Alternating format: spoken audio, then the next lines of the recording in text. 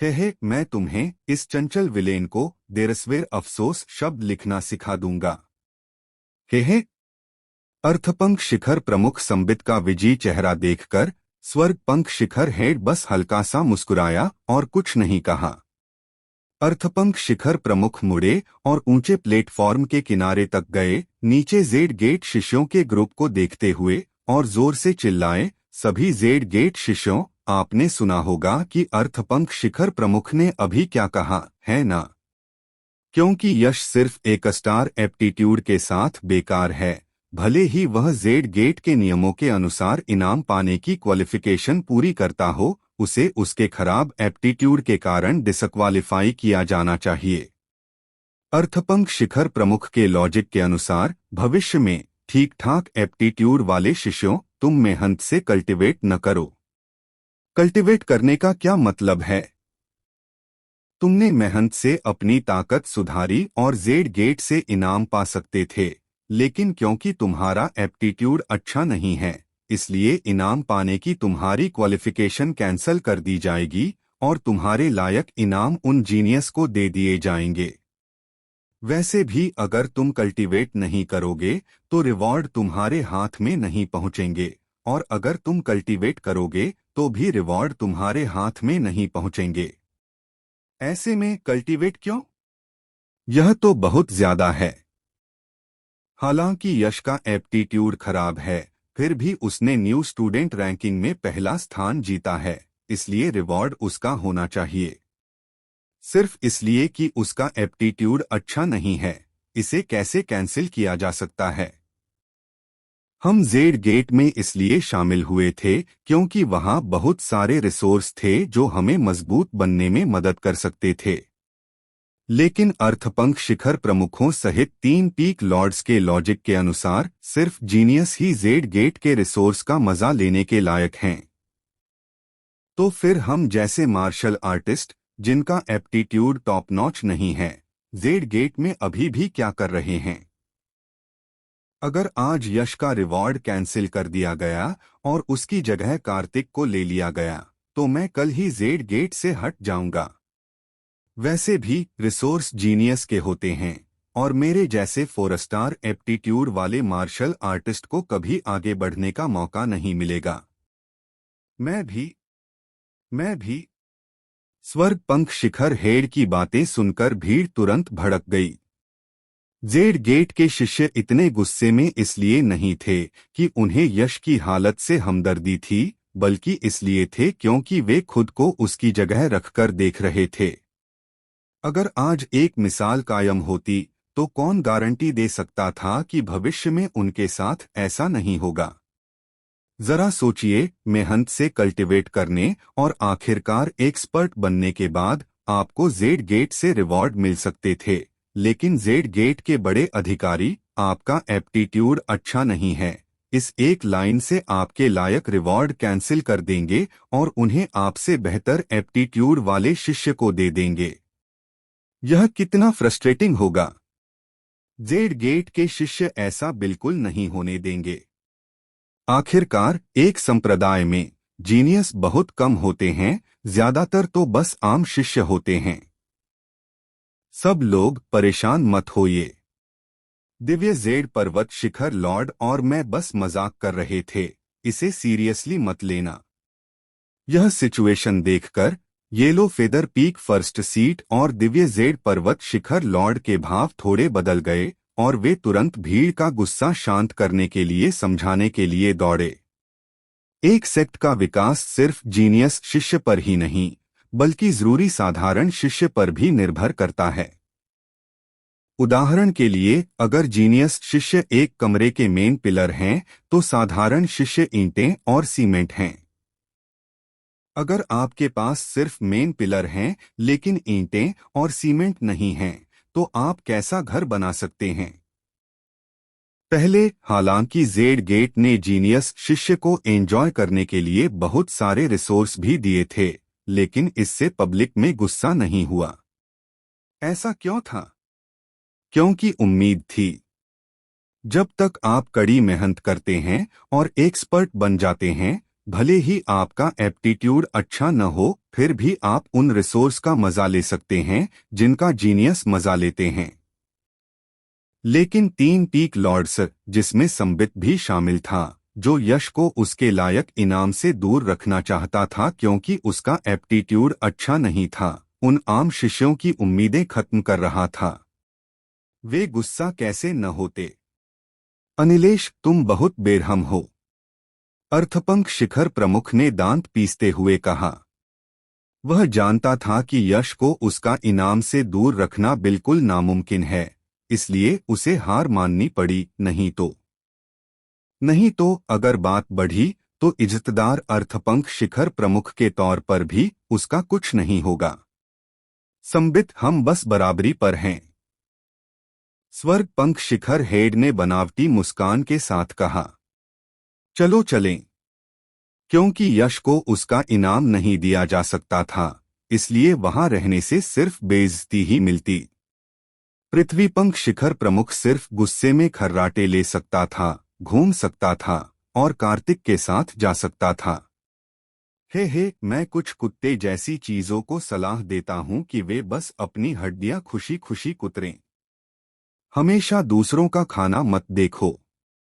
जो दूसरों का है वह हमेशा दूसरों का ही रहेगा। उसका लालच करना बेकार है। कार्तिक को पीछे हटते हुए देखकर यश ने मजाक उड़ाया।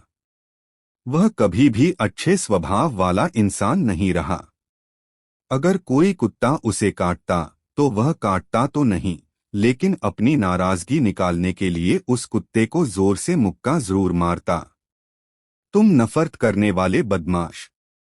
यश को अपनी तुलना कुत्ते से करते हुए सुनकर कार्तिक तुरंत गुस्से से भर गया। उसके सिर में खून दौड़ गया। काश वह अपनी तलवार निकालकर यश को वहीं मार देता। तभी पृथ्वीपंख शिखर प्रमुख ने ठंडे स्वर में चिल्लाकर कहा, अब इतनी बकवास का क्या मतलब है? फॉर पीक्स टूर्नामेंट आधे साल में है। वापस जाओ और लगन से खेती करो। जब तक तुम अपनी ताकत बढ़ाओगे तब तक सारी बेइज्जती धुल जाएगी।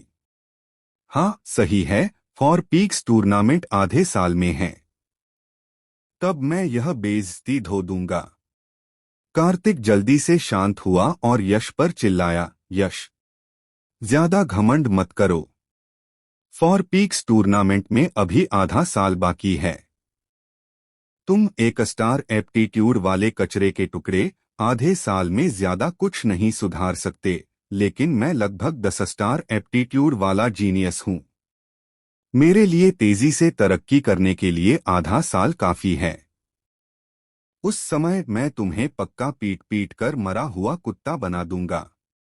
तो चलो इंतजार करते हैं और देखते हैं, यश ने बेपरवाही से नफरत भरे लहजे में कहा। कार्तिक ने हल्की सी नाक सिकोड़ी, मुड़ा और अर्थपंख शिखर प्रमुख के पीछे पीछे चला गया। स्वर्ग पंख शिखर हेड, मैं चलता हूं। अर्थपंख शिखर प्रमुख के जाने के बाद दिव्य जेड पर्वत शिखर लॉर्ड भी जाने के लिए तैयार हो गया। उसने सुरभि से धीरे से कहा, मेरे साथ दिव्य जेड पर्वत शिखर पर वापस आओ। यह सुनकर सुरभि ने सिर हिलाया। जाने से पहले उसने यश की तरफ देखा। उसे दिलासा देना चाहती थी, लेकिन वह झिझक रही थी और मन ही मन सोच रही थी, यश तो बस एक स्टार एप्टीट्यूड वाला कचरा है, और भले ही मेरा एप्टीट्यूड टॉप नॉच नहीं है, मैं एक 8 स्टार एप्टीट्यूड जीनियस हूं।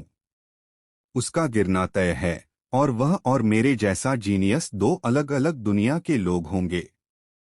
अब उससे दोस्ती करने की कोई जरूरत नहीं है। और तो और यश ने कार्तिक को नाराज कर दिया है, जिसके पास लगभग 10 स्टार एप्टीट्यूड है। अगर मैं उससे दोस्ती करती रही तो क्या मैं कार्तिक को नाराज नहीं करूंगी? एक बेकार चीज के लिए कार्तिक को नाराज करना सही नहीं है। यह सोचकर सुरभि ने अपनी नजरें हटा ली। अब यश को नहीं देख रही थी। वह दिव्य जेड पर्वत शिखर लॉर्ड के पीछे पीछे चली गई। जाने से पहले उसे हाई ग्रेड मेडिसिनल पिल, स्पिरिट एसेंस पिल याद आई, जो उसने यश को घायल होने पर दोस्ती करने के लिए दी थी। वह खुद को धीरे से आह भरने से रोक नहीं पाई। मैंने एक स्पिरिट एसेंस पिल बर्बाद कर दी। कोई बात नहीं, इसे मेरी गलतफहमी की कीमत समझो। हालांकि सुरभि की आह हल्की थी, लेकिन यश की काबिलियत से वह इसे अभी भी साफ सुन सकता था। उसने ज्यादा कुछ नहीं कहा और उसका चेहरा भावहीन था, लेकिन सुरभि की तरफ उसकी आंखों में अब पहले जैसा दोस्ताना भाव नहीं था, बल्कि बहुत ठंडा था, जैसे वह किसी अजनबी को देख रहा हो। भाई यश, तभी एक जानी पहचानी आवाज, मयूर की आवाज, यश के कानों में गूंजी। हे, क्या मैं एक स्टार एप्टीट्यूड वाला एक बेकार का टुकड़ा अब भी इस लायक हूं कि तुम मुझे भाई यश कहो? यश ने पलटकर देखा और देखा कि मयूर उसकी ओर आ रहा है। यह सुनकर मयूर के चेहरे पर तुरंत भाव गायब हो गए। फिर उसने गुस्से से कहा, यश, तुम्हारा क्या मतलब है? क्या तुम्हें लगता है कि मैंने, मयूर ने, तुमसे इसलिए दोस्ती की क्योंकि तुम में टैलेंट था और तुम एक जीनियस थे? अगर तुम जीनियस नहीं हो तो मैं, मयूर, तुमसे नफरत करूंगा। ठीक है, अगर तुम मुझे इतना बुरा समझते हो मयूर, तो बस ऐसे ही मान लो कि मैं कभी तुम्हारा दोस्त था ही नहीं। अलविदा। भाई मयूर, गुस्सा मत हो, मैं तो बस मजाक कर रहा था। क्या मैं माफी नहीं मांग सकता? मुझे माफ कर दो। यह देखकर कि मयूर सच में गुस्से में था, यश ने जल्दी से माफी मांगी। बस यही सही है। यश को माफी मांगते देख मयूर ने खुशी में सिर हिलाया, फिर अपना बड़ा हाथ बढ़ाकर यश के कंधे पर थपथपाते हुए गहरी आवाज में कहा, भाई यश, हालांकि मुझे नहीं पता कि उस टूटे हुए मोती ने तुम्हें सिर्फ एक स्टार वाला एप्टीट्यूड क्यों बताया, मेरा मानना है कि तुम्हारा एप्टीट्यूड पक्का एक स्टार जितना आसान नहीं है। लगे रहो। आधे साल में यह जेड गेट का दशक में एक बार होने वाला फॉर पीक्स टूर्नामेंट होगा। तब तुम्हें खूब चमकना होगा और उन लोगों को एहसास कराना होगा जो कभी तुम्हें नीचा देखते थे कि पछतावे का क्या मतलब होता है। चिंता मत करो, मैं तुम्हें निराश नहीं करूंगा। मयूर की बातें सुनकर और उसकी सच्ची ईमानदारी महसूस करके यश थोड़ा इमोशनल हुआ और मुस्कुराते हुए बोला। अचानक यश को एहसास हुआ कि उसके एप्टीट्यूड टेस्ट के दौरान अचानक हुई घटनाएं जरूरी नहीं कि बुरी हों। कम से कम इस घटना से उसे पता चला कि उसके आसपास कौन सच्चे दोस्त हैं और कौन नहीं। ठीक है, मुझे फर्स्ट सीट वाले के साथ येलो फेदर पीक पर वापस जाना है। जब मौका मिलेगा तो फिर से बात करेंगे। यश के साथ कुछ और अच्छी अच्छी बातें करने के बाद पास में ही मौजूद yellow feather peak first seat वाले ने उसे मनाना शुरू कर दिया। मयूर ने फिर यश को अलविदा कहा, दौड़कर वहां पहुंचा और yellow feather peak first seat के पीछे पीछे हवा में उड़ते हुए आसमान में लटके येलो फेदर पीक की ओर चल पड़ा। हमें भी स्वर्ग पंख शिखर पर वापस जाना चाहिए। स्वर्ग पंख शिखर हेड की बेपरवाह आवाज गूंजी। हाँ। यश ने सिर हिलाया और स्वर्ग पंख शिखर हेड के पीछे पीछे स्वर्ग पंख शिखर की ओर उड़ता हुआ चला गया। स्वर्ग पंख शिखर स्वर्ग हॉल। बड़े हॉल के अंदर सिर्फ दो लोग थे, एक हॉल के सबसे आगे बैठा था और दूसरा हॉल के अंदर इज्जत से खड़ा था। ये दोनों लोग कोई और नहीं बल्कि यश और स्वर्ग पंख शिखर हेड थे। स्वर्ग पंख शिखर हेड ने कहा, यश, जैसा कि हम तय हुए थे, जब तक तुम स्वर्ग पंख शिखर में शामिल होते हो मैं तुम्हें एक आम इनर सेक्ट शिष्य से 50 गुना ज्यादा कल्टीवेशन रिसोर्स दूंगा। स्वर्ग पंख शिखर की मार्शल स्किल्स को आजादी से देखने का अधिकार दूंगा और मैं खुद तुम्हारी कल्टीवेशन को गाइड करूंगा। बेफिक्र रहो, मैं ये सभी वादे पूरे करूंगा। जैसे ही उनकी आवाज धीमी हुई, स्वर्ग पंख शिखर हेड ने अपनी आस्तीन लहराई और यश की तरफ एक स्टोरेज पाउच फेंका, फिर आगे कहा, उस स्टोरेज पाउच में वे कल्टीवेशन रिसोर्स हैं जिनका मैंने तुमसे वादा किया था। एक हेवन फेदर टोकन भी है, जो मेरी पहचान की निशानी है। इस टोकन के साथ तुम स्वर्ग पंख शिखर के मार्शल स्किल पैवेलियन में आसानी से जा सकते हो।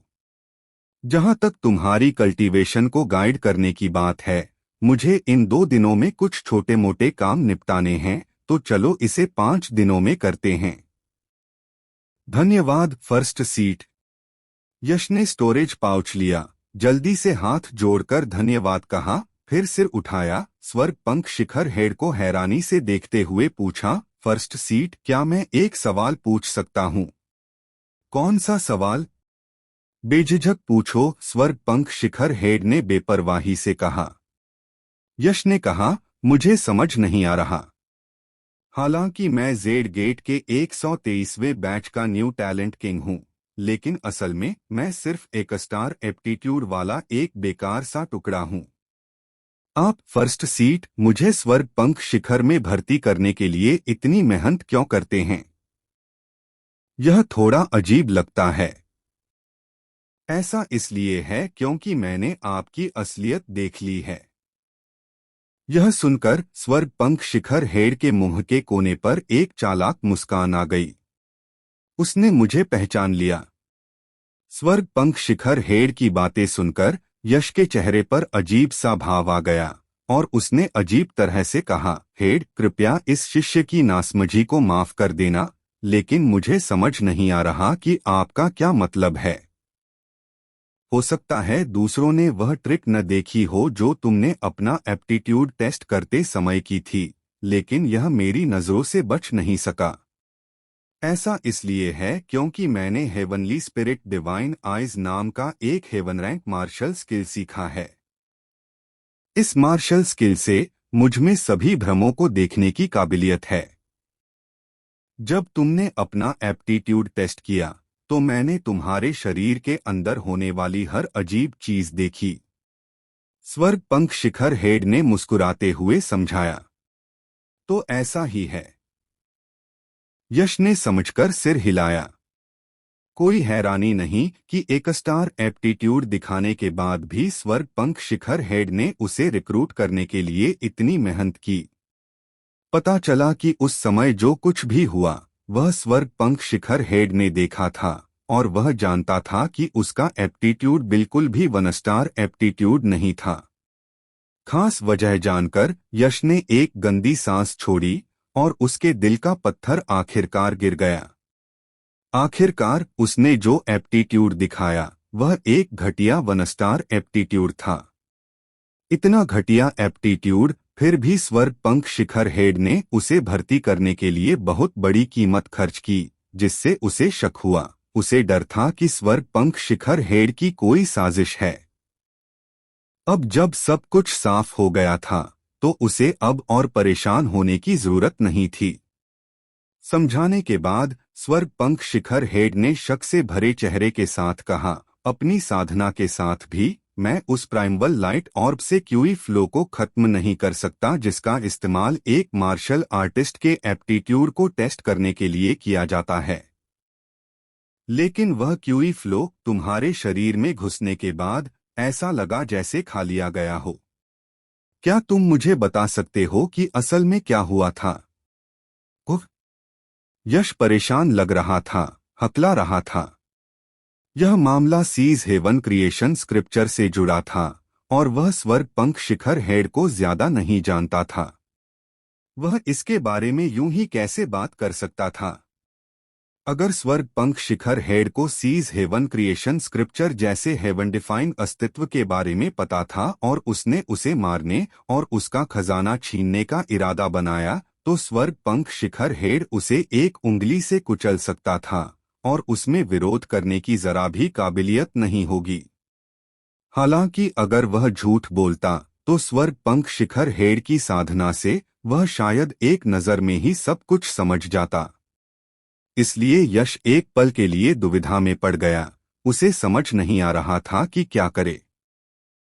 अगर यह मामला तुम्हारी प्राइवेसी से जुड़ा है और इसके बारे में बात करना मुश्किल है तो मत कहो।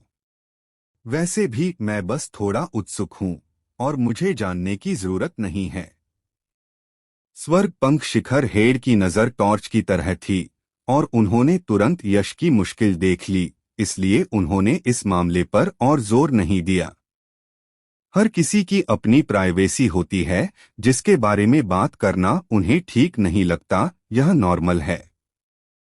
दूसरों को इसके बारे में बोलने के लिए मजबूर करने की कोई जरूरत नहीं है। अगर वह यश को अपनी प्राइवेसी बताने के लिए मजबूर करते, तो यह जीनियस एक्सपर्ट, जिसे वह आखिरकार स्वर्ग पंख शिखर में भर्ती करने में कामयाब हो गया था, तुरंत स्वर्ग पंख शिखर के खिलाफ बगावत कर सकता था। जैसा कि स्वर्ग पंख शिखर हेड ने कहा था, एप्टीट्यूड टेस्टिंग के दौरान प्राइमवल लाइट ऑर्ब से क्यूई फ्लो को खाने की यश की काबिलियत के बारे में वह बस थोड़ा क्यूरियस था और उसे जानने की जरूरत नहीं थी। यह सुनकर कि स्वर्ग पंख शिखर हेड ने अब इस मामले पर जोर नहीं दिया, यश ने राहत की सांस ली और अपने हाथों को कप में भरते हुए कहा, धन्यवाद हे। औपचारिकता की कोई जरूरत नहीं है। स्वर्ग पंख शिखर हेड ने हाथ हिलाया, फिर बेपरवाही से कहा, एप्टीट्यूड टेस्टिंग के दौरान तुम प्राइमवल लाइट ऑर्ब से क्यूई फ्लो को क्यों खा सकते हो, यह मैं नहीं जानना चाह सकता, लेकिन तुम्हारा असली एप्टीट्यूड मुझे जानना ही होगा। यश, क्या तुम्हें अपना एप्टीट्यूड फिर से टेस्ट करने में कोई दिक्कत है? मुझे कोई दिक्कत नहीं, यश ने सिर हिलाया, फिर उसकी आंखों में उम्मीद की एक झलक दिखाई दी। वह असल में यह भी जानना चाहता था कि उसके पास किस लेवल का एप्टीट्यूड है। तो चलो इसे फिर से टेस्ट करते हैं। स्वर्ग पंख शिखर हेड ने अपना बड़ा हाथ हिलाया और तुरंत उसकी आस्तीन से रोशनी की एक किरण निकली, जिससे वॉइड रियल में रोशनी की एक लकीर बन गई, जो तेजी से यश के सामने आ गई।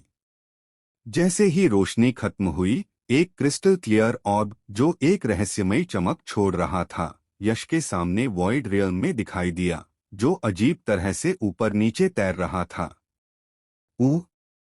यश ने एक गंदी सांस छोड़ी, फिर अपनी हथेली प्राइमवल लाइट ऑर्ब की सतह पर रखी। खटपट! प्राइमवल लाइट ऑर्ब वाइब्रेट हुआ और एक जाना पहचाना ठंडा क्यूई फ्लो यश के शरीर में उसकी हथेली के साथ साथ तेजी से आया। जैसे ही ठंडा क्यूई फ्लो उसके शरीर में गया, यश के अंदर के जीन्स तुरंत हिल गए, जैसे भूखे भेड़िए मोटे मेमनों को देखकर उस ठंडे क्यूई फ्लो को फाड़कर खा जाना चाहते हैं। खुशकिस्मती से यश को पहले से ही एप्टीट्यूड टेस्टिंग का अनुभव था और वह जानता था कि ऐसी स्थिति आएगी, इसलिए उसने उन जीन्स को दबा दिया, इससे पहले कि वे डिवोरिंग पावर के साथ फट पड़े। जीन्स के बिना कोई परेशानी पैदा किए यह एप्टीट्यूड टेस्ट बहुत आसानी से हो गया। 7 या 8 सांसों का समय बीता और यश के शरीर में गया ठंडा क्यूई फ्लो उसकी हथेली के साथ प्राइमवल लाइट ऑर्ब में वापस आ गया। गड़गड़ाहट! हालांकि जैसे ही वह ठंडा क्यूई फ्लो प्राइमवल लाइट ऑर्ब के अंदर वापस आया, प्राइमवल लाइट ऑर्ब जोर से वाइब्रेट करने लगा। उसकी चिकनी सतह पर अनगिनत रहस्यमय रून्स दिखने लगे, जो तेजी से चमक रहे थे और आपस में उलझ रहे थे। फिर एक गर्जना के साथ प्राइमवल लाइट ऑर्ब के अंदर से अचानक रोशनी की एक चमकदार और मोटी किरण निकली, जो आसमान में जा गिरी। कितनी कमाल की ताकत है! इतनी कमाल की ताकत के साथ यश का एप्टीट्यूड पक्का कम नहीं है। उसने कार्तिक को पीछे छोड़ दिया होगा, वह करीब करीब 10 स्टार वाला एप्टीट्यूड जीनियस जो काला पंख शिखर में शामिल हुआ था। हाँ, इस बार मैंने सच में सही इंसान पर दाव लगाया था। प्राइमवल लाइट ऑर्ब को इतनी ताकत से फूटते देखकर स्वर्ग पंख शिखर हेड भी हैरान रह गया। फिर उसके चेहरे पर खुशी की एक झलक आ गई और वह जोर जोर से हंसे बिना नहीं रह सका। हालांकि उसने यह देखने के लिए हेवनली स्पिरिट डिवाइन आइज के असर पर भरोसा किया था कि यश का एप्टीट्यूड एक स्टार एप्टीट्यूड जितना आसान नहीं था, उसने इसे दोबारा टेस्ट नहीं किया था, इसलिए उसे पूरी तरह यकीन नहीं था। अगर उसने गलत अंदाजा लगाया होता और यश सच में एक स्टार एप्टीट्यूड होता, तो उसे बहुत बड़ा नुकसान होता। लेकिन अभी की पावर दिखाने से न सिर्फ उसने गलत अंदाजा नहीं लगाया, बल्कि उसने इसके बजाय बहुत बड़ा प्रॉफिट कमाया। स्वर्ग पंख शिखर, जो कई सालों से शांत था, ने आखिरकार एक और बेमिसाल जीनियस का स्वागत किया। स्वर्ग पंख शिखर हेड कैसे एक्साइटेड नहीं होता। अपने एक्साइटमेंट के बीच स्वर्ग पंख शिखर हेड की आंखों में एक अलर्टनेस दिखी और उसने मन ही मन सोचा, हालांकि मैं सच में अभी दुनिया को यश का असली एप्टीट्यूड बताना चाहता हूं और संबित और उन 3 छोटी सोच वाले बेवकूफों को ठीक से गुस्सा दिलाना चाहता हूं। लेकिन बदकिस्मती से यश का असली एप्टीट्यूड अभी सामने आने लायक नहीं है। संबित शैतान और छोटा है और उसे मेरे स्वर्ग पंख शिखर से बहुत नफरत है। अगर उसे पता चल जाए कि यश, जो स्वर्ग पंख शिखर में शामिल हुआ है, कोई 1 स्टार एप्टीट्यूड वाला कचरा नहीं है, बल्कि एक जीनियस है जो कार्तिक, जो लगभग 10 स्टार एप्टीट्यूड वाला है, से भी आगे निकल गया है, तो कौन जाने वह आदमी क्या घटिया हरकतें करेगा। यश को बचाने के लिए अभी इसे सीक्रेट रखना ही बेहतर है। खैर, फॉर पीक्स टूर्नामेंट आधे साल में है, तब यश को चमकने देने में देर नहीं होगी। मुझे हैरानी है कि संबित और वे 3 छोटी सोच वाले बेवकूफ यश को देखकर कैसे अच्छे एक्सप्रेशन देंगे, जिसके पास कमाल का एप्टीट्यूड है। क्या उन्हें इतना पछतावा होगा कि उनकी आंतें हरी हो जाएंगी? मैं सच में इसका इंतजार कर रहा हूं। हे। जैसे ही यह विचार शांत हुआ, स्वर्ग पंख शिखर हेड ने अपनी आस्तीन लहराई और तुरंत ही उनकी आस्तीन से प्राइमल एनर्जी का एक बड़ा उछाल निकला, जो एक क्रिस्टल जैसी प्राइमल एनर्जी लाइट स्क्रीन में बदल गया, जिसने तुरंत पूरे बड़े हॉल को घेर लिया। स्वर्ग पंख शिखर हेड के विचार यश के विचारों से मेल खाते थे। यह देखकर कि उसका एप्टीट्यूड टेस्ट इतनी जबरदस्त पावर के साथ आया है, यश का पहला विचार इस पावर को छिपाने और दबाने का था, ताकि दूसरों को पता न चले, क्योंकि वह इस नियम को अच्छी तरह समझता था कि जंगल में ऊंचा खड़ा पेड़ हवा से जरूर गिर जाएगा। पूरी ताकत हासिल करने से पहले सिर्फ लो प्रोफाइल रहने से ही कोई ज्यादा समय तक जी सकता है, यह एक पक्का नियम है। चूंकि स्वर्ग पंख शिखर हेड ने एक्शन लिया है, मुझे अब और चिंता करने की जरूरत नहीं है। स्वर्ग पंख शिखर हेड को एक्शन लेते देख यश ने अपनी हथेली में जमा क्रिएशन युवा पावर को फैला दिया। उसकी नजर चुपचाप वॉइड रियल्म पर टिकी हुई थी, यह अंदाजा लगाते हुए कि वह किस तरह का एप्टीट्यूड दिखाएगा। डोंग। स्वर्ग पंख शिखर हेड और यश की नजरों के नीचे रोशनी की वह हैरान करने वाली चमकदार किरण ग्रेट हॉल के गुंबद पर क्रिस्टल जैसे युवान पावर बैरियर से जोर से टकराई, जिससे तुरंत एक धीमी आवाज हुई। उस जोरदार टक्कर से क्रिस्टलीय युवान पावर बैरियर की सतह पर एक के बाद एक एनर्जी की लहरें उठीं। लेकिन बस इतना ही। स्वर्ग पंख शिखर हेड की ताकत कितनी थी? भले ही उसने बस यूं ही अपना हाथ हिलाया हो, उस क्रिस्टलीय युवान पावर बैरियर की डिफेंसिव पावर ऐसी बिल्कुल नहीं थी जिसे रोशनी की हैरान करने वाली चमकदार किरण तोड़ सके। उसे हिला पाना ही काफी प्रभावशाली था। धमाका। रोशनी की वह चमकदार किरण आखिरकार क्रिस्टलीय युवान पावर बैरियर को तोड़ नहीं पाई और आखिर में फट गई। रोशनी एक लहर की तरह फैल गई, फिर वॉइड रेल्म में एस्ट्रल प्रोजेक्शन में जमने लगी। 1 astral projection, 5 astral projection, 10 astral projection, 11 astral projection, 12 astral projection.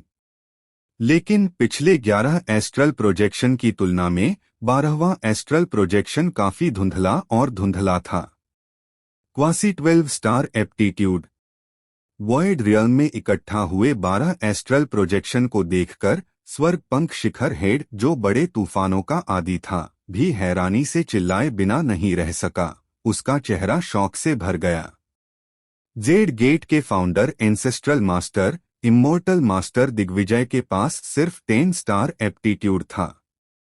10 star aptitude और क्वासी 12 स्टार एप्टीट्यूड के बीच सिर्फ 2 लेवल का फर्क लगता था, लेकिन असली फर्क तो बस एक दुनिया का फर्क था। इमोर्टल मास्टर दिग्विजय का 10 स्टार एप्टीट्यूड यश के क्वासी 12 स्टार एप्टीट्यूड से पूरी तरह से पीछे था।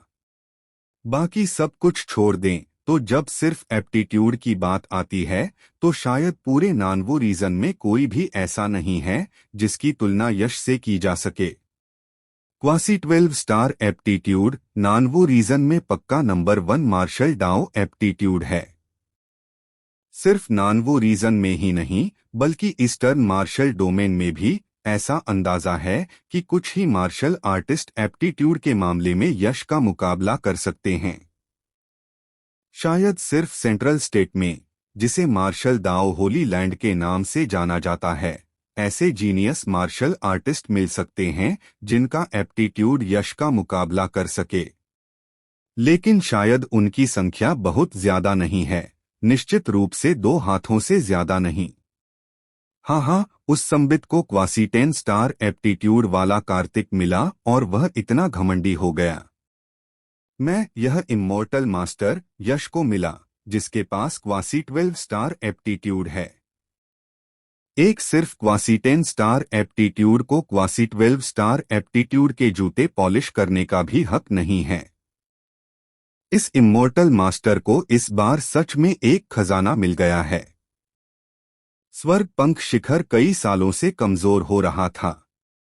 अब जब यश क्वासी 12 स्टार एप्टीट्यूड वाला यह जीनियस सामने आया है तो जब तक यश को ठीक से तैयार किया जाता है और वह बड़ा होता है, स्वर्ग पंख शिखर जरूर उसके हाथों में फिर से उभरेगा और अपनी पुरानी शान वापस लाएगा। स्वर्ग पंख शिखर हेड को स्वर्ग पंख शिखर का भविष्य अच्छा लग रहा था और वह खुशी से हंसने से खुद को रोक नहीं पाया।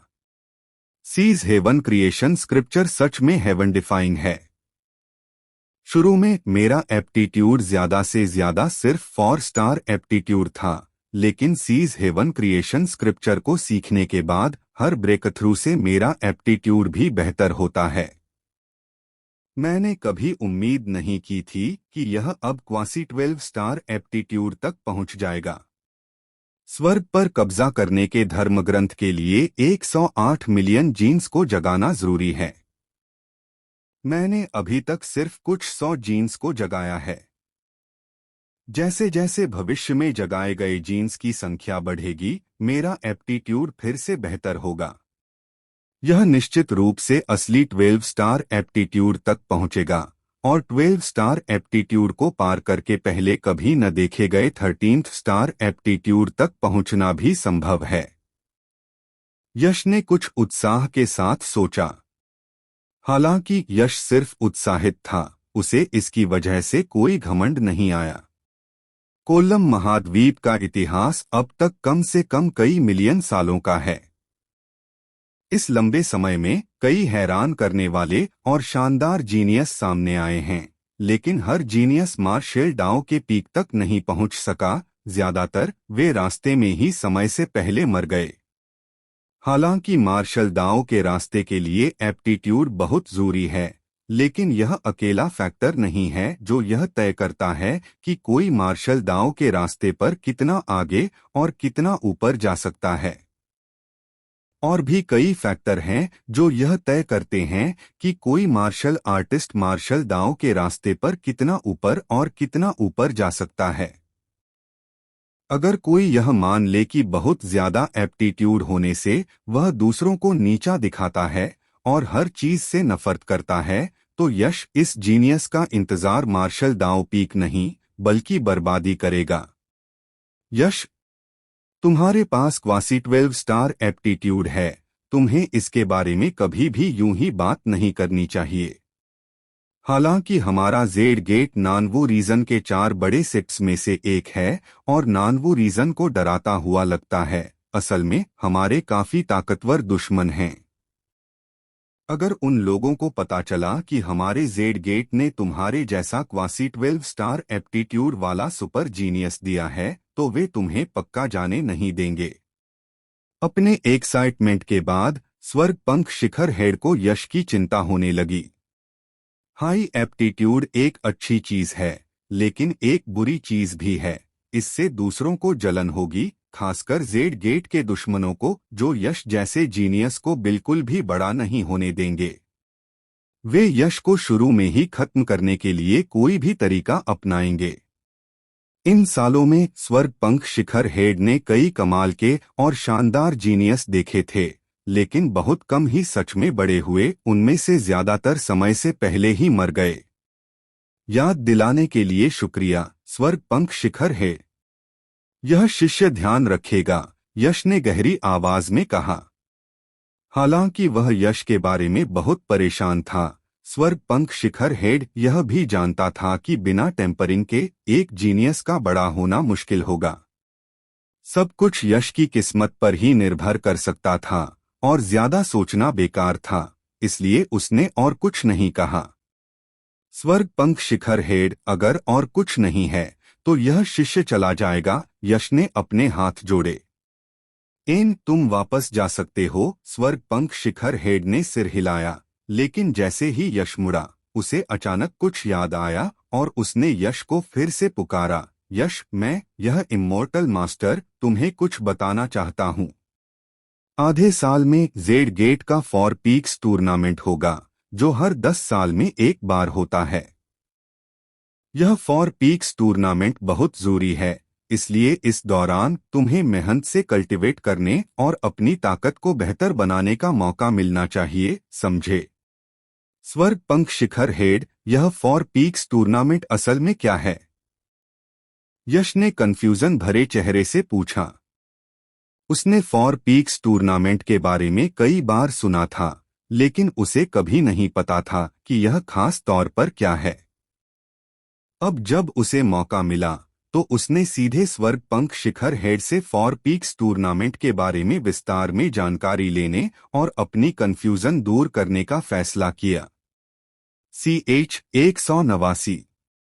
हर 10 साल में जेड गेट अपने 4 पीक्स, स्वर्गपंख शिखर, काला पंख शिखर, रहस्यमय शिखर और येलो फीदर पीक के बीच एक मार्शल आर्ट प्रतियोगिता आयोजित करता है। इस बड़े इवेंट को फॉर पीक्स टूर्नामेंट कहा जाता है। For peaks tournament for peaks के लिए बहुत जरूरी है। यह हर पीक के स्टेटस और जेड गेट के मुख्य पीक, दिव्य जेड पर्वत शिखर द्वारा अगले 10 सालों तक बांटे जाने वाले रिसोर्स की मात्रा से जुड़ा है। फॉर पीक्स टूर्नामेंट में कोई पीक जितना अच्छा परफॉर्म करेगा, जेड गेट के अंदर उसका स्टेटस उतना ही ऊंचा होगा और वह उतने ही ज्यादा रिसोर्स का आनंद ले पाएगा। यश का सवाल सुनकर स्वर्गपंख शिखर हेड ने आराम से समझाया। मैं समझ गया। यश ने समझते हुए सिर हिलाया। फिर स्वर्गपंख शिखर हेड ने आगे कहा, यश, मुझे तुमसे बहुत उम्मीदें हैं। इसलिए अगले 6 महीनों में तुम्हें मेहनत से अपनी ताकत बढ़ानी होगी और उसे बेहतर बनाना होगा। जब फॉर पीक्स टूर्नामेंट शुरू हो तो अच्छे रिजल्ट के लिए कोशिश करना और स्वर्गपंख शिखर की पुरानी शान वापस पाना। मुझे निराश मत करना। हेड, फॉर पीक्स टूर्नामेंट के रिजल्ट ओवरऑल परफॉर्मेंस पर आधारित होते हैं, इंडिविजुअल स्कोर पर नहीं। अगर मैं फॉर पीक्स टूर्नामेंट में अच्छे रिजल्ट भी ला पाया तो भी लगता है कि इससे ज्यादा फायदा नहीं होगा, है ना? यश ने भौहें चढ़ाई और कहा। फॉर पीक्स टूर्नामेंट के नियम किसी एक शिष्य की परफॉर्मेंस पर नहीं, बल्कि उस पीक के शिष्य की ओवरऑल परफॉर्मेंस पर फोकस करते हैं। ओवरऑल परफॉर्मेंस जितनी अच्छी होगी, फाइनल रैंकिंग उतनी ही ऊंची होगी। अकेले किसी एक इंसान के लिए पासा पलटना नामुमकिन है। यश, तुम गलत हो। कभी कभी एक इंसान सच में पासा पलट सकता है। स्वर्गपंख शिखर हेड हल्के से मुस्कुराए और बोले, जब तक तुम फॉर पीक्स टूर्नामेंट में फर्स्ट प्लेस जीत सकते हो, मेरे स्वर्गपंख शिखर के दूसरे शिष्य चाहे जो भी रिजल्ट लाए, फॉर पीक्स के हेड की पोजीशन स्वर्गपंख शिखर की ही रहेगी। यह फॉर पीक्स टूर्नामेंट का रूल है। फर्स्ट प्लेस जीतो। यश उसकी बातें सुनकर हैरान रह गया। फिर उसके होठों पर एक अजीब सी मुस्कान आ गई और उसने कहा, हेड, तुम मुझे बहुत ज्यादा समझते हो, है ना? जब फॉर पीक्स टूर्नामेंट शुरू होगा तो सभी फॉर पीक्स के इनर सेक्ट शिष्य हिस्सा लेंगे। उनमें बहुत सारे एक्सपर्ट्स होंगे। मैं अभी गहन क्षेत्र के सिर्फ तीसरे लेवल पर हूं। मैं फॉर पीक्स टूर्नामेंट में फर्स्ट प्लेस जीतने के लिए कैसे क्वालिफाई कर सकता हूं? अगर तुम मुझे 2-3 साल देते तो शायद मुझ में कुछ कॉन्फिडेंस आ जाता, लेकिन अब सिर्फ 6 महीने ही बचे हैं। तुम्हें आगे बढ़ने के लिए सिर्फ 6 महीने देना और यह उम्मीद करना कि तुम फॉर पीक्स टूर्नामेंट में पहला स्थान जीतोगे, मुझे पता है कि यह सच में थोड़ा मुश्किल काम है। अगर तुम कोई आम जीनियस होते तो मेरा ऐसा कोई इरादा नहीं होता। लेकिन तुमसे किसने कहा कि तुम लगभग 12 स्टार वाले एप्टीट्यूड जीनियस हो? यह एक ऐसा जीनियस एप्टीट्यूड है जो नानवू रीजन के इतिहास में कभी नहीं आया। शायद तुम कोई चमत्कार कर सको। स्वर्ग पंख शिखर हेड ने मुस्कुराते हुए कहा। कोई चमत्कार? यश ने आंखें घुमाईं और बेबसी से कहा, तो मैं अपनी पूरी कोशिश करूंगा। स्वर्ग पंख शिखर हेड ने सिर हिलाया। वह यह भी जानते थे कि यश के पास लगभग 12 स्टार वाला एप्टीट्यूड होने के बावजूद उसके लिए 6 महीने के अंदर फॉर पीक्स टूर्नामेंट में पहला स्थान जीतने के लिए काफी ताकत हासिल करना काफी मुश्किल होगा। इसलिए उन्होंने और कुछ नहीं कहा, सब कुछ यश की अपनी किस्मत पर छोड़ दिया। यह सोचकर स्वर्ग पंख शिखर हेड ने कहा, ठीक है, अगर और कुछ नहीं है तो तुम वापस जा सकते हो। तुम्हें कल्टीवेट करने के लिए समय निकालना होगा। यश ने कहा, हेड, मेरा एक और सवाल है, लेकिन मुझे नहीं पता कि मुझे पूछना चाहिए या नहीं। कौन सा सवाल? पूछो, स्वर्ग पंख शिखर हेड ने बेपरवाही से कहा। मुझे बहुत उत्सुकता है। स्वर्ग पंख शिखर कभी फॉर पीक्स का हेड था। यह आज इस हालत में क्यों आ गया है? यश ने उत्सुकता से पूछा। जब उसने जेड गेट के शिष्य भर्ती परीक्षा में हिस्सा लिया था तो उसने दूसरों से सुना था कि स्वर्ग पंख शिखर कभी फॉर पीक्स का हेड था और बाकी 3 पीक्स, डी पीक, रहस्यमयी शिखर और येलो फीदर पीक मिलकर सिर्फ स्वर्ग पंख शिखर से ही मुकाबला कर सकते थे। लेकिन अचानक स्वर्ग पंख शिखर नीचे गिर गया, अपनी पहले वाली जगह से गिरकर अभी आखिरी जगह पर आ गया। उस दौरान असल में क्या हुआ था? यश बहुत उत्सुक था। अब जब वह भी स्वर्ग पंख शिखर का चेला था तो वह इस राज को उजागर करना चाहता था। अफसोस, मुझे पता था कि तुम छोटे बदमाश पूछोगे। स्वर्ग पंख शिखर हेड ने आह भरी, फिर उसकी नजर यादों में खो गई और उसकी आवाज थोड़ी कड़वी हो गई जब उसने कहा, 50 साल पहले नानवू रीजन में एक डेमोनिक सेक्ट फोर्स आई थी। इस सेक्ट को आयरन ब्लड सेक्ट कहा जाता था और इसकी ताकत बहुत ज्यादा थी, 4 बड़े सेक्ट्स में से किसी से भी ज्यादा ताकतवर। पता चला कि 50 साल पहले आयरन ब्लड सेक्ट नाम की एक डेमोनिक सेक्ट फोर्स नानवू रीजन में बहुत ज्यादा फैली हुई थी। सेक्ट के काम करने का तरीका बहुत ही क्रूर, खतरनाक और कपटी था। अगर कोई उन्हें जरा भी उकसाता तो वे पूरे परिवारों को खत्म कर देते थे। इसके अलावा वे अक्सर मार्शल आर्टिस्ट्स को पकड़कर अलग अलग भयानक और गलत एक्सपेरिमेंट करते थे। जिस समय आयरन ब्लड सेक्ट था वह निश्चित रूप से नानवू रीजन का सबसे बुरा समय था। पूरा नानवू इलाका खून की नदियों और लाशों के पहाड़ों से भर गया था। उस समय पूरे नानवू रीजन में आयरन ब्लड सेक्ट के हाथों मरने वाले मार्शल आर्टिस्ट की संख्या 8 लाख से कम नहीं थी, अगर 10 लाख नहीं तो। शुरू में नानवू रीजन के martial artist iron blood sect की बहुत ज्यादा ताकत के डर से बार बार परेशान होते रहे। लेकिन धीरे धीरे नानवू रीजन के मार्शल आर्टिस्ट को एहसास हुआ कि अगर आयरन ब्लड सेक्ट इसी तरह बढ़ता रहा तो पूरा नानवू रीजन उनके द्वारा खत्म हो सकता है। इसलिए 4 महान सेक्ट ने तुरंत नानवू रीजन के सभी हीरो और बहादुर लोगों को एक साथ किया और आयरन ब्लड सेक्ट के खिलाफ लड़ाई शुरू कर दी। और स्वर्ग पंख शिखर का पतन ठीक आयरन ब्लड सेक्ट के खिलाफ लड़ाई के साथ ही शुरू हुआ। एक लड़ाई में स्वर्ग पंख शिखर पर आयरन ब्लड सेक्ट ने हमला किया और गद्दारों ने उसे फंसा दिया, जिससे उस लड़ाई में पीक के ज्यादातर एक्सपर्ट मारे गए और उन्हें बहुत भारी नुकसान हुआ। बेशक अगर सिर्फ यही होता तो स्वर्ग पंख शिखर की हालत ऐसी नहीं होती। स्वर्ग पंख शिखर के गिरने की असली वजह बाहरी वजह नहीं बल्कि अंदरूनी वजह थीं। 4 चोटियों के हेड के तौर पर स्वर्ग पंख शिखर का न सिर्फ जेड गेट में सबसे ऊंचा रुतबा था बल्कि उसके पास सबसे ज्यादा रिसोर्स भी थे। इससे बाकी 3 चोटियों दिव्य जेड पर्वत, रहस्यमयी शिखर और येलो फीदर पीक में लंबे समय से जलन थी। जब स्वर्ग पंख शिखर मजबूत था तो तीनों चोटियां इस जलन को अपने दिल में ही दबा सकती थीं और कोई भी छोटी मोटी चाल चलने की हिम्मत नहीं करती थीं।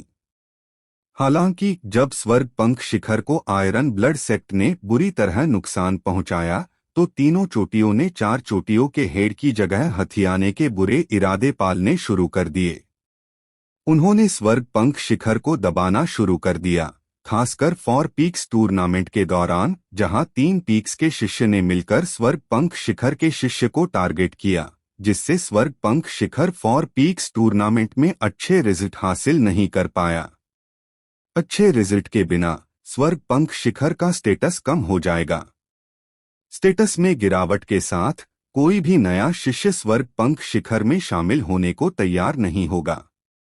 साथ ही अच्छे रिजल्ट के बिना स्वर्ग पंख शिखर जेड गेट के मुख्य पीक दिव्य जेड पर्वत से काफी कल्टीवेशन रिसोर्स हासिल नहीं कर पाएगा। और काफी कल्टीवेशन रिसोर्स के बिना शिष्य की ताकत की प्रोग्रेस धीमी होगी। इस खराब साइकिल ने पहले से ही बुरी तरह डैमेज स्वर्ग पंख शिखर की हालत को और भी खराब कर दिया, जिससे उसकी धीरे धीरे गिरावट आई।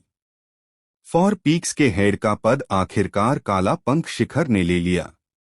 यह स्वर्ग पंख शिखर के पतन की अंदर की कहानी थी। स्वर्ग पंख शिखर हेड की पिछली कहानी सुनने के बाद यश के चेहरे पर थोड़ा गुस्सा दिखा। स्वर्ग पंख शिखर ने आयरन ब्लड सेक्ट से लड़ने में बहुत बड़ा योगदान दिया था।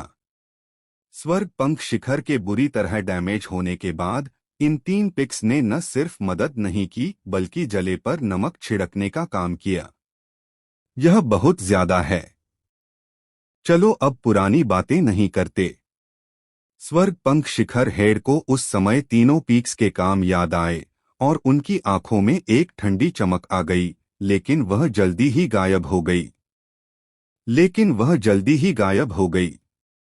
उन्होंने गुस्से में यश को देखा और कहा, यश, हालांकि मुझे उम्मीद है कि तुम कोई चमत्कार करोगे, लेकिन मैं यह भी जानता हूं कि चमत्कार हवा में नहीं होते। इन 6 महीनों में मैं तुम्हें कल्टीवेट करने की पूरी कोशिश करूंगा। ये रहे 10 लाख कंट्रीब्यूशन पॉइंट्स। तुम इन्हें कंट्रीब्यूशन हॉल में इस्तेमाल करके अपनी कल्टीवेशन के लिए जरूरी कुछ खजानों के बदले में ले सकते हो। धन्यवाद हेड। यश ने शर्मीलेपन का दिखावा नहीं किया और 1 मिलियन कंट्रीब्यूशन पॉइंट्स ले लिए। फिर उसने अपने हाथ प्याले में करके गहरी आवाज में कहा, हेड, चिंता मत करो, मैं तुम्हें निराश नहीं करूंगा। मुझे तुम पर विश्वास है।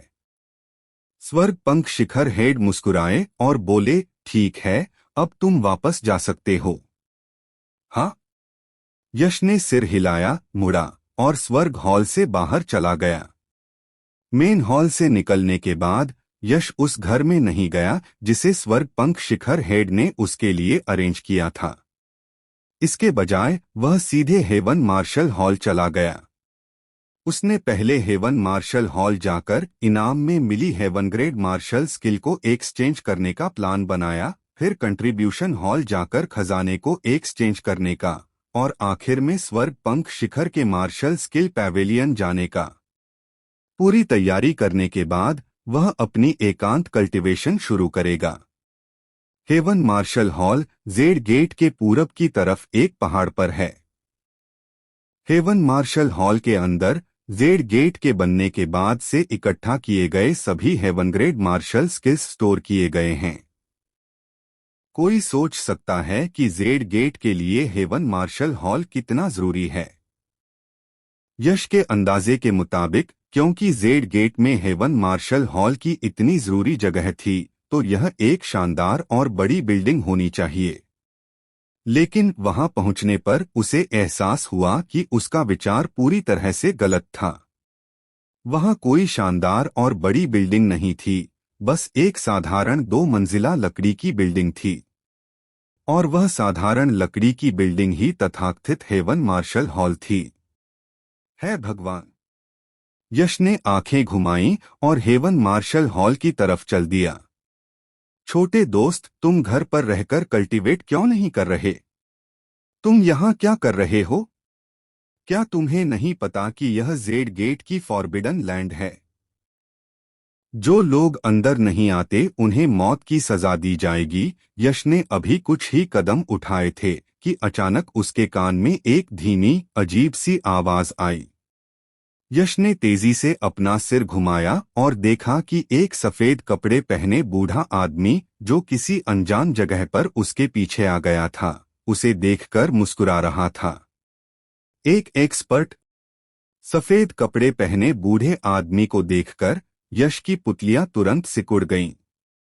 बिना उसे पता चले चुपचाप 5 मीटर के अंदर उसके पास पहुंचना, और अगर दूसरी पार्टी ने पहले बात नहीं की होती तो शायद उसे पता भी नहीं चलता। इसी से यह साबित होता है कि सफेद कपड़े वाला बूढ़ा आदमी पक्का एक एक्सपर्ट था, और उसकी कल्टीवेशन शायद स्वर्ग पंख शिखर हेड से कम नहीं थी। कोई हैरानी नहीं कि हेवन मार्शल हॉल, जो जेड गेट की एक जरूरी जगह है, वहां कोई गार्ड नहीं है।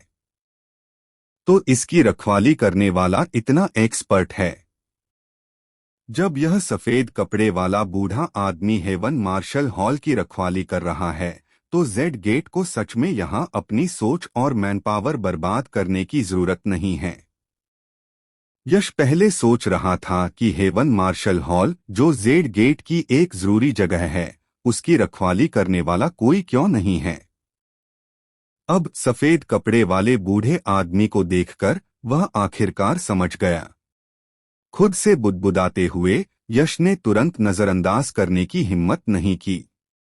उसने सफेद कपड़े वाले बूढ़े आदमी को झुककर प्रणाम किया और कहा, शिष्य यश सीनियर को नमस्ते। शिष्य यश सीनियर को नमस्ते करते हैं। यश ने हाथ जोड़कर सफेद कपड़े पहने बूढ़े आदमी को प्रणाम किया। लेकिन उसे नहीं पता था कि सफेद कपड़े पहने बूढ़े आदमी की जेड गेट के अंदर क्या पोजीशन है, इसलिए वह उसे सिर्फ सीनियर ही कह सकता था। यह बूढ़ा आदमी बस एक छोटा बूढ़ा आदमी है जो जेड गेट के लिए बिल्डिंग पर नजर रखता है। मैं तुम्हारे सीनियर कहलाने के लायक नहीं हूं। बस मुझे ओल्ड बाई कहो। सफेद कपड़े पहने बूढ़े आदमी ने प्यार से मुस्कुराते हुए कहा, ओह ठीक है, तुमने मेरे अभी पूछे गए सवाल का जवाब नहीं दिया। तुम दिव्य हॉल आकर क्या करना चाहते हो? यश ने दिव्य टोकन निकाला और ओल्ड बाई को दिया, फिर ईमानदारी से जवाब दिया। इस शिष्य ने हाल ही में हुए न्यू स्टूडेंट रैंकिंग प्रतियोगिता में अच्छे रिजल्ट हासिल किए और उसे सेक्ट रिवॉर्ड मिला। सेक्ट ने इस शिष्य को हेवन रैंक मार्शल स्किल चुनने के लिए तियानवु हॉल आने की इजाजत दी है। तो ऐसा ही है। ओल्ड बाई ने यश के हाथ से दिव्य टोकन लिया, उसके असली होने की जांच की, फिर उसे सीधे रख दिया। फिर उसने हाथ हिलाया और कहा, दिव्य टोकन के साथ तुम नौजवान सच में दिव्य हॉल में हेवन रैंक मार्शल स्किल चुनने के लिए अंदर जाने के लायक हो। अंदर जाओ। धन्यवाद ओल्ड बाई। यश खुश हुआ और दिव्य हॉल में अंदर जाने के लिए तैयार हो गया। 1 मिनट रुको। इसी समय ओल्ड बाई की आवाज फिर से आई, जो धीरे से यश के कान में पड़ी। दिव्य हॉल में अंदर जाने से पहले इस बूढ़े आदमी को तुम्हें दिव्य हॉल के कुछ नियम बताने होंगे। पहला, तुम दिव्य हॉल में सिर्फ आधे घंटे के लिए रुक सकते हो। दूसरा, तुम सिर्फ सीक्रेट मैनुअल लिख सकते हो, तुम उन्हें ले नहीं जा सकते। तीसरा, तुम्हें सीक्रेट मैनुअल को नुकसान पहुंचाने या चुराने की इजाजत नहीं है। चौथा, निकाले गए सीक्रेट मैनुअल को सेक्ट की इजाजत के बिना दूसरों को नहीं सिखाया जा सकता। पहले दो नियम तोड़ने पर तुम्हें तुरंत दिव्य हॉल से बाहर निकाल दिया जाएगा। जेड गेट के नियमों के अनुसार आखिरी दो नियम तोड़ने पर तुम्हें वहीं मार दिया जाएगा। याद है? हालांकि सफेद कपड़े पहने बूढ़े आदमी की आवाज शांत लग रही थी, लेकिन यश के कानों में उसमें जानलेवा इरादे भरे हुए थे। यश को कोई शक नहीं था कि अगर उसने सफेद कपड़े पहने बूढ़े आदमी के बताए 4 नियमों में से किसी को भी तोड़ने की हिम्मत की, तो सफेद कपड़े वाला बूढ़ा आदमी बिल्कुल भी रहम नहीं करेगा और उस पर हमला कर देगा। मुझे याद है। यश का दिल जोर से धड़कने लगा और उसने जोर से सिर हिलाया, फिर दिव्य हॉल में कदम रखा। दिव्य हॉल के अंदर का एरिया बड़ा नहीं था, बस 100 स्क्वायर मीटर से थोड़ा ज्यादा था। बुकशेल्फ की लाइनें करीने से लगी हुई थीं, जिन पर कई मार्शल डाउ सीक्रेट मैनुअल रखे थे, जिनसे एक पुरानी आभा निकल रही थी। एक मोटी नजर डालने पर लगभग 1 से 200 किताबें दिखीं। एक हेवन रैंक मार्शल स्किल, भले ही वह सिर्फ एक heaven grade low rank martial skill ही क्यों न हो, अनमोल थी। नानवू रीजन में खूनी तूफान लाने और कई मार्शल आर्टिस्ट को अपनी जान की परवाह किए बिना इसके लिए लड़ने के लिए काफी थी। फिर भी यश से पहले असल में 1 से 200 हेवन रैंक मार्शल स्किल थे और उनमें से कई heaven grade middle rank martial skill थे। जेड गेट नानवू रीजन की 4 टॉप फोर्स में से एक होने के नाते इसकी नींव सच में बहुत गहरी थी। यश ने कहा, फिर अपना मन शांत किया और बुकशेल्फ की लाइनों के बीच चलने लगा, खुद को गहरी हेवन रैंक मार्शल स्किल के सागर में डुबोते हुए। ग्रेट सेनलो fist, heaven grade low rank martial skill. Azure waves sky patting palm, heaven grade low rank martial skill. Great sun ghost king leg, heaven grade low rank martial skill. Pluto का fury, heaven grade middle rank martial skill.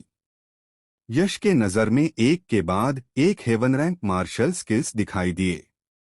Sabre arts, sword arts, spear arts, finger arts, leg arts थे। Short में वे अलग अलग तरह के थे, लगभग सभी तरह के मार्शल स्किल्स को कवर करते थे, यश को चकाचौंध कर देते थे और कुछ देर के लिए उसे कंफ्यूज कर देते थे, जिससे उसे समझ नहीं आता था कि कौन सा मार्शल स्किल चुने। यश ने एक गहरी सांस ली, अपने उलझे हुए मन को शांत किया, फिर उसकी आंखें चमकीं और उसने मन ही मन सोचा, अब मेरे पास मार्शल दाव पवित्र फल है। इसे खाने के बाद मेरे पास अपने सेबर इंटेंट को तीसरे दायरे तक बढ़ाने का एक बड़ा मौका है। हालांकि सेबर इंटेंट बहुत शक्तिशाली है, लेकिन इसकी पूरी शक्ति को बाहर निकालने के लिए शक्तिशाली सेबर आर्ट मार्शल स्किल्स की भी जरूरत होती है। हालांकि 7 स्टार स्काई पियर्सिंग ब्लेड शक्तिशाली है, लेकिन यह 3वीं सेबर इंटेंट की शक्ति को पूरी तरह से बाहर नहीं निकाल सकता है, इसलिए मुझे एक sabre art heaven rank martial skill चुनना होगा। एक प्लान के साथ यश के लिए मार्शल स्किल्स की तलाश आसान हो गई। जल्द ही उसे एक heaven grade middle rank martial skill मिल गई जो उसकी पसंद के हिसाब से थी। इस मार्शल स्किल को 5 एलिमेंट्स ब्लेड कैनन कहा जाता था। 5 एलिमेंट्स ब्लेड कैनन में मयूर के बनाए 5 पीक्स डिवाइन फिस्ट जैसी ही बारीकी थी। एक मार्शल स्किल में 5 सेबर मूव्स होते थे, जिनमें से हर एक मेटल, वुड, वाटर, फायर और अर्थ के 5 एलिमेंट्स से जुड़ा होता था। 5 एलिमेंट्स सेबर मूव्स में से किसी एक को मास्टर करने से heaven grade middle rank martial skill की पावर मिल सकती थी। अगर 5 एलिमेंट्स को एक में मिलाकर इस्तेमाल किया जाए तो इसकी power heaven grade high rank martial skill को भी टक्कर दे सकती थी। अगर वह नहीं चुनता तो वह नहीं चुनता, अगर वह चुनता तो वह सबसे अच्छा चुनता। यह 5 एलिमेंट्स ब्लेड कैनन निश्चित रूप से इस दिव्य हॉल में सैकड़ों मार्शल स्किल्स में से टॉप 3 में से एक था, और यह वह सेबर आर्ट मार्शल स्किल भी था जिसकी यश को सबसे ज्यादा जरूरत थी। जाहिर है उसने बिल्कुल भी हिचकिचाहट नहीं दिखाई और सीधे इस 5 एलिमेंट्स ब्लेड कैनन को चुनने का फैसला किया। 5 एलिमेंट्स ब्लेड कैनन उठाकर यश हॉल में एक लंबी टेबल पर गया और उसे ट्रांसक्राइब करना शुरू कर दिया। मार्शल स्किल जितनी गहरी होती है उसका कंटेंट उतना ही मुश्किल होता है। यश ने 5 एलिमेंट्स ब्लेड कैनन को सफलतापूर्वक पूरा करने से पहले उसे ट्रांसक्राइब करने में लगभग एक अगरबत्ती जितना समय बिताया। इसके बाद यश ओल्ड बाई के साथ रजिस्टर हुआ, फिर 5 एलिमेंट्स ब्लेड कैनन की हाथ से लिखी कॉपी के साथ आसानी से दिव्य हॉल से निकल गया।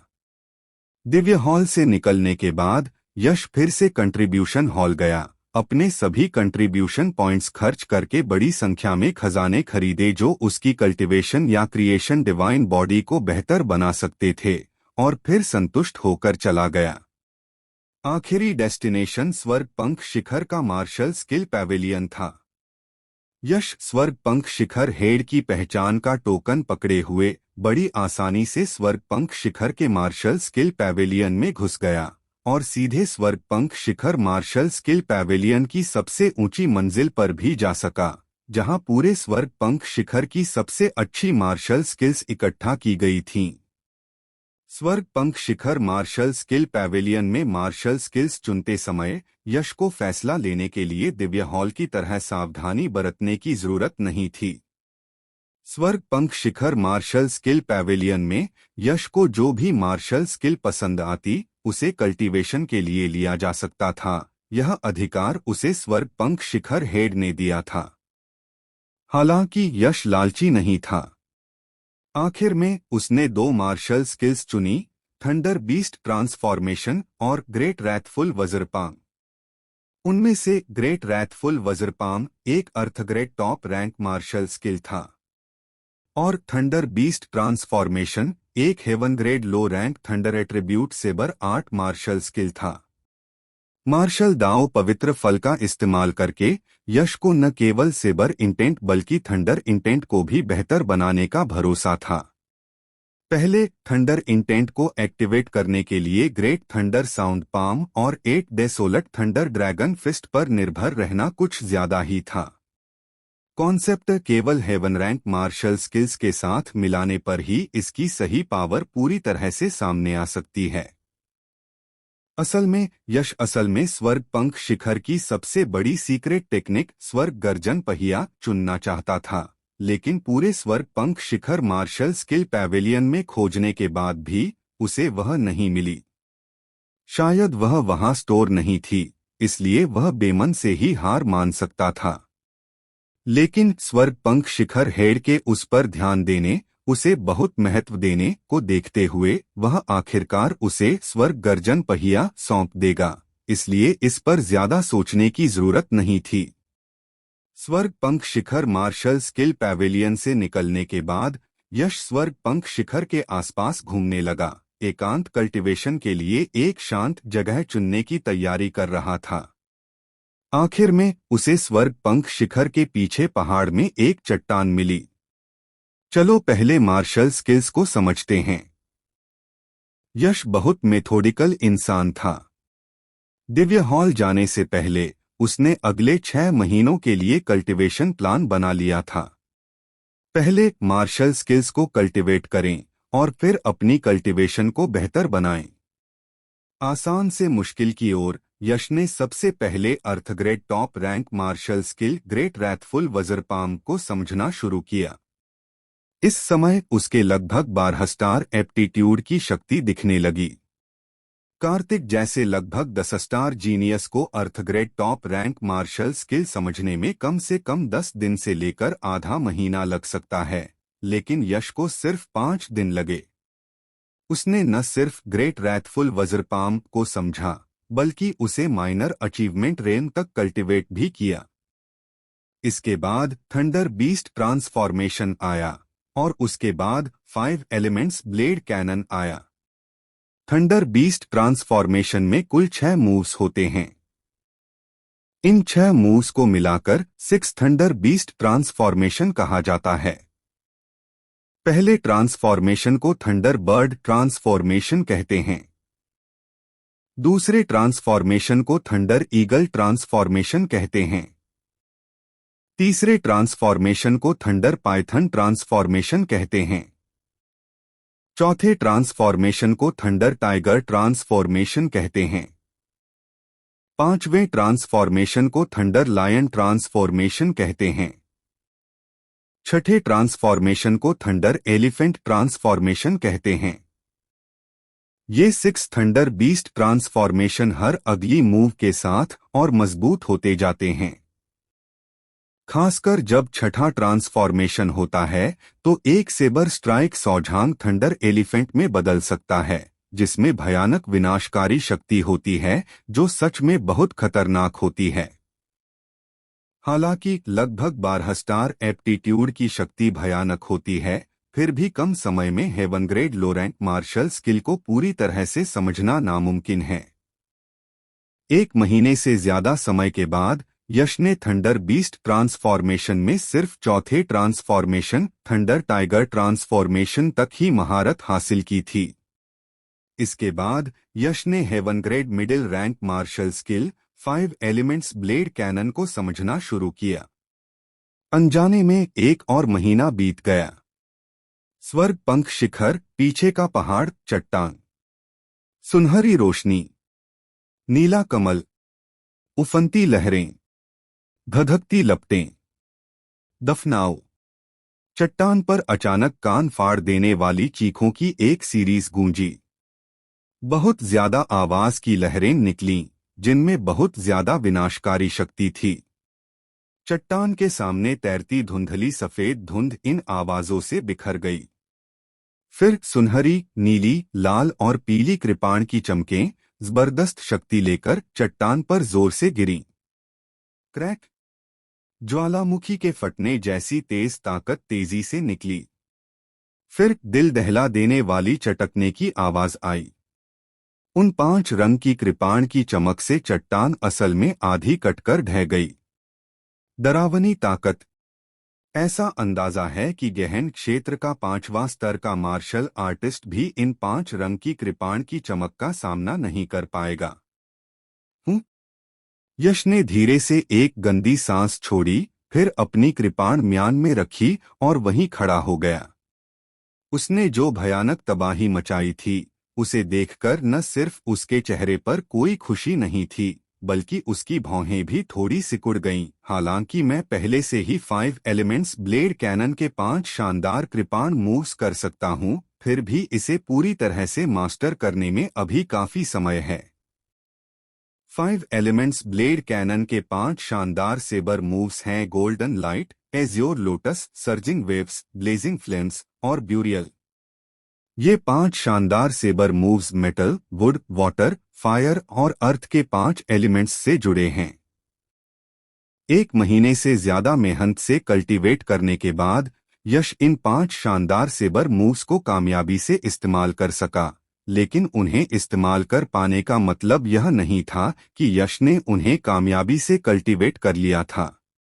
क्योंकि भले ही उसने जो 5 शानदार सेबर मूव्स इस्तेमाल किए वे ताकतवर लग रहे थे, लेकिन असल में उनमें उनकी असली ताकत का 5वां हिस्सा भी नहीं था।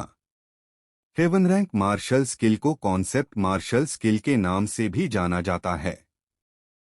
इसे ऐसा क्यों कहा जाता है?